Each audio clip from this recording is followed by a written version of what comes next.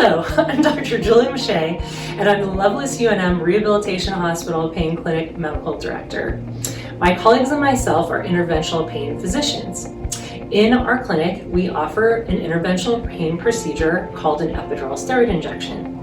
An epidural steroid injection is an injection to reduce pain and inflammation around the spinal cord and the nerve roots. It is designed to reduce patients' pain to ultimately improve their function and their quality of life. It can certainly prolong the need or eliminate the need for surgery and reduce oral intake of pain medication. With an epidural steroid injection, the physician can target the cervical spine for neck and arm pain, the thoracic spine for mid-back and radiating trunk pain, or the lumbar spine for low back and radiating leg pain.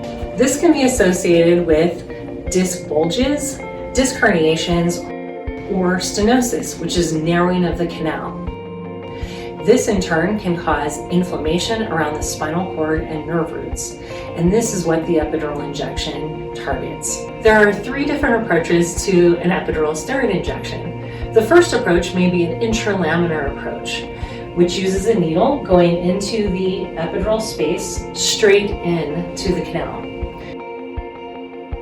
The next approach is called a transfemoral approach, and you can approach it from either the left side or the right side, depending on where the patient is experiencing pain.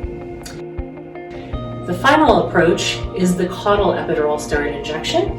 So the needle goes above the tailbone into the sacral hiatus into this region right here. The approach is determined by several factors, including imaging, such as an MRI or CT scan, and the findings, and also is determined by where the patient is actually experiencing the pain.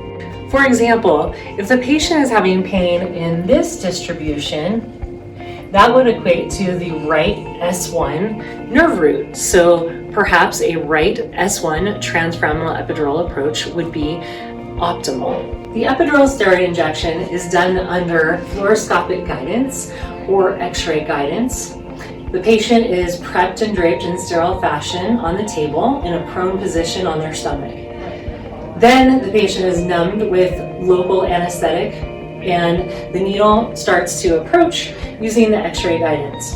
Once the needle is in proper position, if the patient is not allergic to contrast dye, then the patient receives some of the contrast so that we can verify its position and epidural spread. So we know that it's going to be into the targeted space. Then we inject normal saline with steroid into the epidural space to reduce the inflammation around the spinal cord and the nerve roots.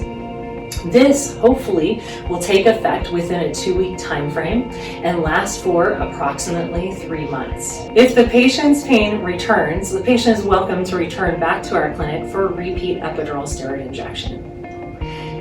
If you have any questions in regards to interventional procedures, including an epidural steroid injection, please do not hesitate to call our office at 505-727-7177. Thank you for your time.